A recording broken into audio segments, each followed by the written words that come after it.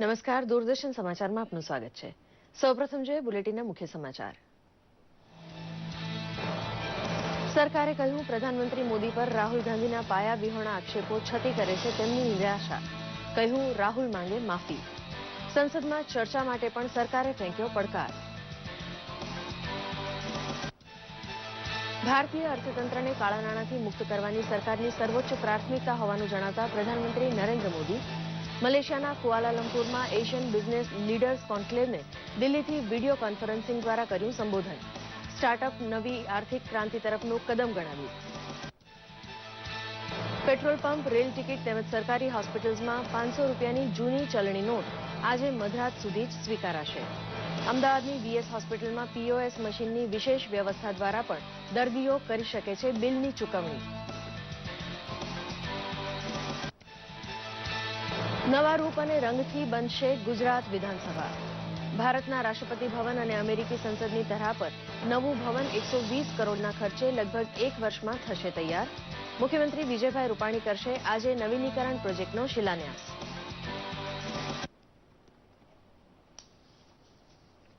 સમાચાર વિગતવાર. સંસદમાં ચર્ચાની સરકારની તૈયારી છતાં વિરોધ પક્ષના ઓહાપોના કારણે સંસદની કામગીરીમાં સતત વિક્ષેપ ઉભો થઈ રહ્યો છે. કોંગ્રેસ ઉપપ્રમુખ રાહુલ ગાંધી સંસદની બહાર કોઈને કોઈ આક્ષેપો મૂકતા રહે છે. ગઈકાલે તેમણે પ્રધાનમંત્રી અને સરકાર સંસદમાં ચર્ચા કરવાથી દૂર ભાગી રહ્યા હોવાનો આક્ષેપ મૂકતા જણાવ્યું હતું કે તેમની પાસે પ્રધાનમંત્રી અંગેની કેટલીક માહિતી છે. જો કે પત્રકારોએ આ માહિતી અંગે પૂછેલા સવાલોનો જવાબ આપવાનું રાહુલ ગાંધી સતત ટાળતા રહ્યા હતા. રાહુલ ગાંધીના આક્ષેપોને સરકારે પાયા વિહોણા ગણાવીને ફગાવી દીધા હતા.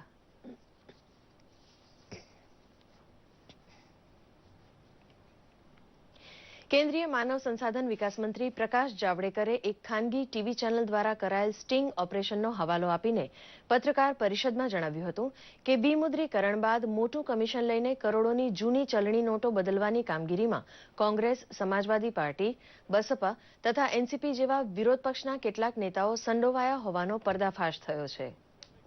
के माध्यम से आपका बदलेगी, यानी कैसे कैसी इनके तार है और कैसे कैसे इनकी महारत है काले धन को, यानी ये सत्ता में रहकर भी भ्रष्ट थे और सत्ता से बाहर जाकर भी वो भ्रष्टाचार आज भी कर रहे, ये साबित हुआ है.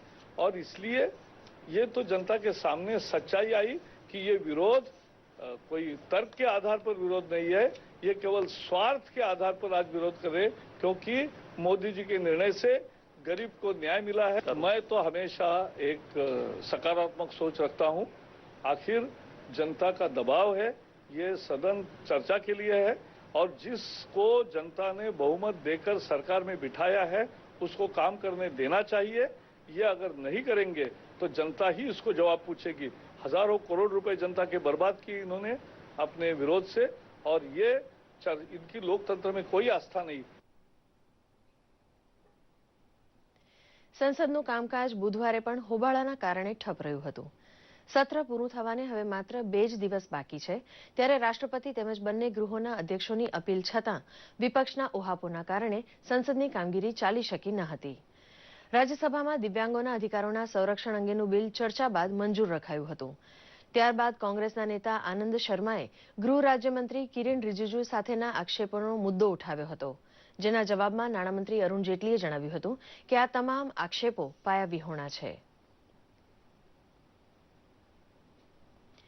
પ્રધાનમંત્રી નરેન્દ્ર મોદીએ ભારપૂર્વક જણાવ્યું છે કે ભારતીય અર્થતંત્રને કાળા નાણાંથી મુક્ત કરવું એ અમારી સર્વોચ્ચ પ્રાથમિકતા છે.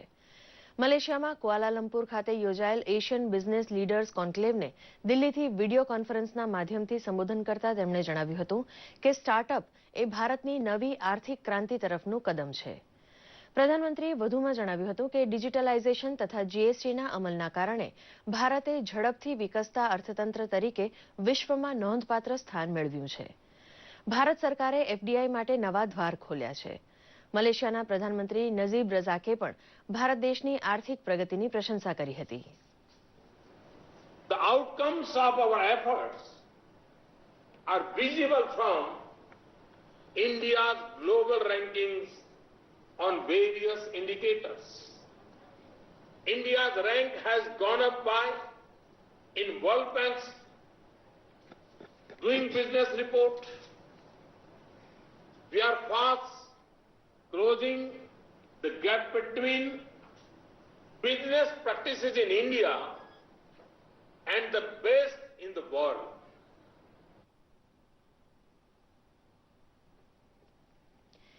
વિશ્વ પ્રસિદ્ધ મેગેઝિન ફોર્બ્સે વિશ્વની 10 સૌથી શક્તિશાળી હસ્તીઓની યાદી જાહેર કરી છે, જેમાં 9મા ક્રમે પ્રધાનમંત્રી નરેન્દ્ર મોદીનો પણ સમાવેશ કરાયો છે. 2016 માટેની 74 લોકોની આ યાદીમાં પહેલા ક્રમે રશિયાના પ્રમુખ વ્લાદિમીર પુતિન છે. પુતિનને સતત ચોથા વર્ષે આ બહુમાન મળ્યું છે. યાદીમાં બીજા ક્રમે અમેરિકાના નવા પ્રમુખ ડોનાલ્ડ ટ્રમ્પ, ત્રીજા ક્રમે જર્મનીના ચાન્સેલર એન્જેલા માર્કેલ, ચોથા ક્રમે ચીની પ્રમુખ જિનપિંગ, જ્યારે 5મા ક્રમે પોપ ફ્રાન્સિસને સ્થાન અપાયું છે. ઉલ્લેખનીય છે કે તાજેતરમાં જ પ્રધાનમંત્રી મોદી અમેરિકી મેગેઝિનના Time person of the year માટે થયેલા ઓનલાઈન રીડર્સ પોલમાં પહેલા નંબરે રહ્યા હતા. જો કે છેલ્લે ડોનાલ્ડ ટ્રમ્પને પર્સન ઓફ ધ યર જાહેર કરવામાં આવ્યા હતા.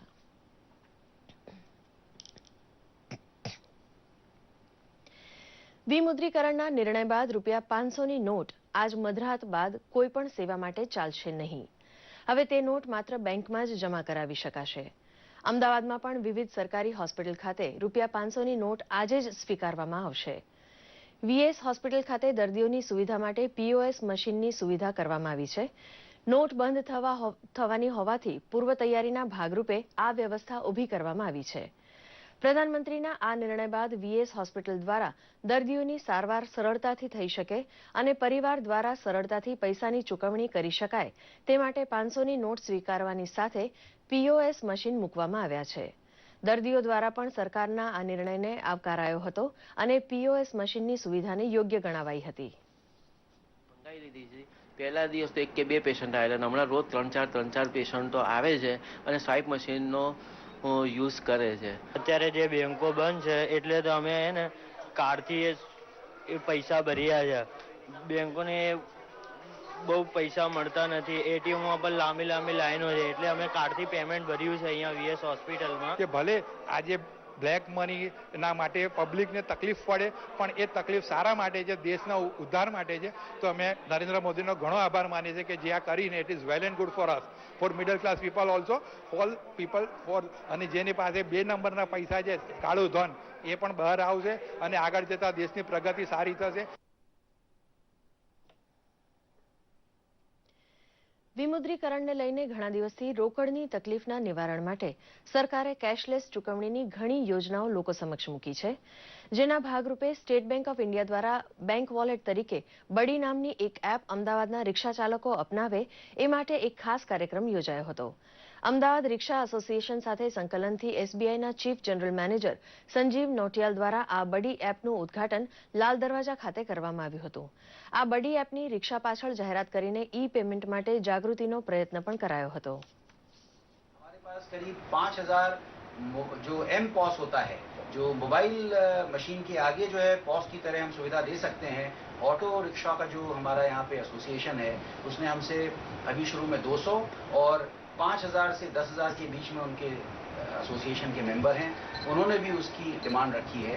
तो हर तरफ से पॉस मशीन की और एसबीआई बडी जो हमारा वॉलेट है जिसमें कि आप कुछ सीमा तक आप पैसा जो है दूसरे वॉलेट में ई बडी में आप एसबीआई बडी में भेज सकते हैं या आप पैसा मांग सकते हैं. तो जितने भी हमारे डिजिटल चैनल्स हैं उनका डिमांड बहुत बढ़ रहा है और मुझे पूरा विश्वास है कि अभी जो भी संशय या डाउट हमारे जनता के बीच में डिजिटल चैनल्स के बारे में है, वो जैसे जैसे उसका प्रयोग करेंगे वो डिजिटल चैनल्स में बहुत अपने को सुगम. 33 વર્ષના લાંબા સમયગાળા બાદ ગુજરાત વિધાનસભાનું 120 કરોડના ખર્ચે નવીનીકરણ કરાશે. આજે નવીનીકરણ પ્રોજેક્ટનું ખાતમુહૂર્ત વિધાનસભા ખાતેના પોડિયમ ખાતે કરવામાં આવશે. ખાતમુહૂર્ત સમારોહમાં રાજ્યના મુખ્યમંત્રી વિજયભાઈ રૂપાણી, નાયબ મુખ્યમંત્રી નીતિનભાઈ પટેલ સહિત મંત્રીમંડળના સભ્યો ખાસ ઉપસ્થિત રહેશે. નવીનીકરણ બાદ ગુજરાત વિધાનસભા રાષ્ટ્રપતિ ભવન અને અમેરિકાની સંસદ જેવી દેખાશે. નવીનીકરણનું કામ પૂર્ણ થતાં 1 વર્ષ જેટલો સમય જશે. મહત્વનું છે કે વિધાનસભામાં બેઠક વ્યવસ્થા વધારવાની સાથે અત્યંત આધુનિક ઓડિયો વિઝ્યુઅલ સિસ્ટમ લગાવવામાં આવશે. આ સાથે મંત્રીઓની ચેમ્બર્સ નવી બનશે. ગુજરાત વિધાનસભામાં અત્યારે 182ની બેઠકોની વ્યવસ્થા છે. 1975 પછી સભ્ય સંખ્યામાં ફેરફાર કરાયો નથી. હવે 2025માં નવી વ્યવસ્થા અને સીમાંકન આવશે ત્યારે બેઠકો વધશે. ભવિષ્યમાં બેઠકોમાં થનારા ફેરફારને ધ્યાનમાં રાખીને 220 બેઠકોની વ્યવસ્થા કરવામાં આવશે. ગુજરાત વિધાનસભાના નવીનીકરણ માટે પીએસપી પ્રોજેક્ટ લિમિટેડને કોન્ટ્રાક્ટ આપવામાં આવ્યો છે. મુખ્યમંત્રી વિજયભાઈ રૂપાણીએ જણાવ્યું છે કે ગુજરાત પ્રધાનમંત્રી નરેન્દ્ર મોદીના મેક ઇન ઇન્ડિયા અભિયાનને સફળ કરી બતાવશે.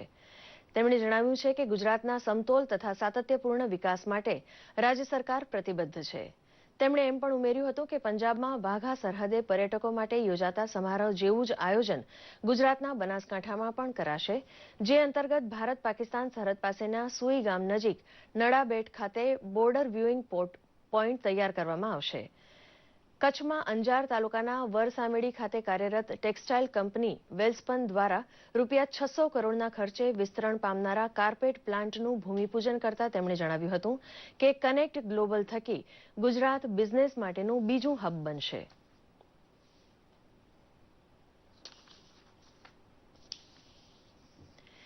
રાજ્યમાં ગ્રામ પંચાયતની સામાન્ય ચૂંટણીના પડઘમો વાગી રહ્યા છે.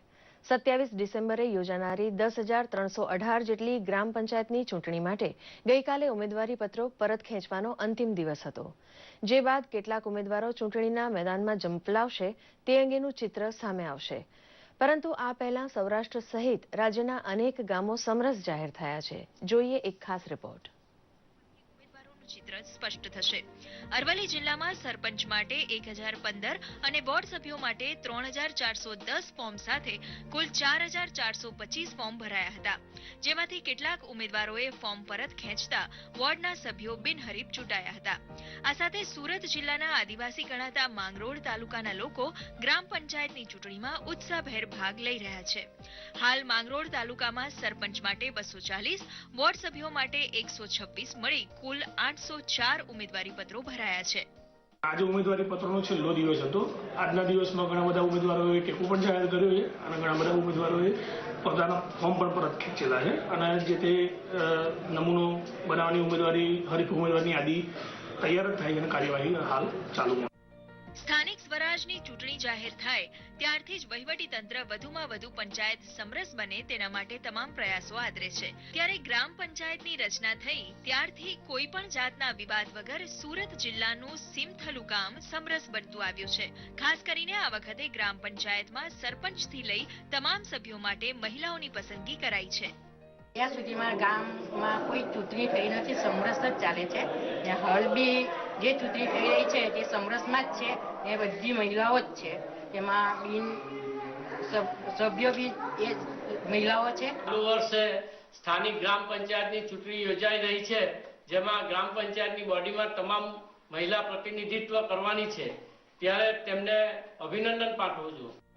અમરેલી જિલ્લાના ચલાલા નજીક આવેલા મીઠાપુર ડુંગરી ગામ પણ સમરસ ગામ બન્યું છે. ગામે મહિલા સરપંચ અને 7 મહિલા સભ્યોને બિનહરીફ ચૂંટી કાઢીને પંચાયતનું સુકાન મહિલાઓને સોંપી દીધું છે. તો સાવરકુંડલા તાલુકાની મોલડી ગ્રામ પંચાયતની પણ આ જ સ્થિતિ છે.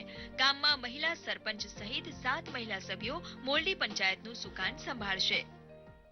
આખી પેનલ અમારી મહિલાઓની જ છે અને આ ગામના વિકાસ માટે અમે કામ કરશું, સશક્તિકરણ માટે કામ કરશું, શૌચાલય બનાવશું, બેટી બચાવો કાર્ય કરીશું. આઝાદીના પ્રવેશ દ્વાર ગણાતા ઐતિહાસિક દાંડી ગામ ગાંધી મૂલ્યોના કારણે સમરસ બન્યું છે. મહત્વનું છે કે ગામમાં ગ્રામ પંચાયતની ચૂંટણીમાં 2 ઉમેદવારો ઉભા રહેતા ગામમાં ચૂંટણીનો રણકાર સંભળાયો હતો, પરંતુ ગામના વડીલ ઉમેદવારે ગાંધીજીના મૂલ્યોને ધ્યાને રાખી ઉમેદવારી પત્ર ખેંચી લેતા દાંડી ગામ ફરી એક વખત સમરસ બન્યું છે. ગાંધીના મૂલ્યો જે જળવાઈ રહ્યા એ મહાન જીત છે. ચૂંટણીની જીત તો કશું નથી, પણ ગાંધીની એકતા, અમારી ગામની એકતા જળવાઈ એ મારી જિંદગીની સૌથી મોટી જીત સમજુ છું. જે 4 મિત્રોએ એમના ફોર્મો પાછા પરત ખેંચી લીધા છે અને દાંડી ગામને સમરસ બનાવવા માટે જે બલિદાન આપ્યું છે, જે ત્યાગની ભાવના એમણે જે આપી છે, એ બદલ ખરેખર એક સરપંચ તરીકે હું એમને બિરદાવું છું. આ સાથે ગીર સોમનાથના ગીર ગઢડા તાલુકાના નગડિયા ગામે પણ ગ્રામ પંચાયતની ચૂંટણી યોજાતી નથી. ગ્રામજનો ગામના કોઈ પણ એક વ્યક્તિને ચૂંટી કાઢીને સરપંચ બનાવે છે અને સરપંચ સહિત ગ્રામજનો એક સાથે મળીને ગામના વિકાસમાં વિવિધ કામો કરે છે. તો આ ઉપરાંત દ્વારકા તાલુકાની વરવાડા ગ્રામ પંચાયત પણ પ્રથમ વખત સમરસ બની અન્ય ગામો માટે પ્રેરણારૂપ બની છે. દેવભૂમિ દ્વારકા જિલ્લામાં દ્વારકા તાલુકામાં 19 ગ્રામ પંચાયત ચૂંટણી યોજાવાની છે, જે પૈકી આજ તારીખ સુધીમાં 9 ગ્રામ પંચાયત સમરસ થયેલી છે. જ્યારથી પણ આ વરવાડા ગ્રામ પંચાયત અસ્તિત્વમાં આવી છે ત્યારથી લઈને આજ દિવસ સુધીમાં ક્યારેય સમરસ નથી બની. એનો આ પ્રથમ બનાવ છે, જેનો અમને ખૂબ ખૂબ ગર્વ છે. હાલમાં સમગ્ર રાજ્યમાં ગ્રામ પંચાયતની ચૂંટણીનો રંગ પૂરજોશમાં જામ્યો છે. મહત્વનું છે કે ગ્રામ પંચાયતની ચૂંટણી કોઈ પણ પક્ષ દ્વારા લડવામાં આવતી નથી. આ ચૂંટણીઓ ગામ લોકોની સર્વસંમતિથી યોજાય છે. ત્યારે ગામની પ્રજા ગામના વિકાસના કામોમાં ઉત્સાહભેર ભાગ લે અને સુમેળભર્યું વાતાવરણ પેદા થાય તે માટે રાજ્ય સરકાર કટિબદ્ધ છે. તેમજ સમરસ ગામ બને તેના કારણે ગામમાં માળખાકીય સુવિધાના કામ કરવા માટે સરકારી ગ્રાન્ટ વધુ મળતી હોવાથી રાજ્યના વધુમાં વધુ ગામો સમરસ બને તેવા પ્રયાસો શરૂ થયા છે. બ્યુરો રિપોર્ટ, દૂરદર્શન સમાચાર, અમદાવાદ. આ સાથે સવારનું સમાચાર બુલેટિન સમાપ્ત થયું. નમસ્કાર.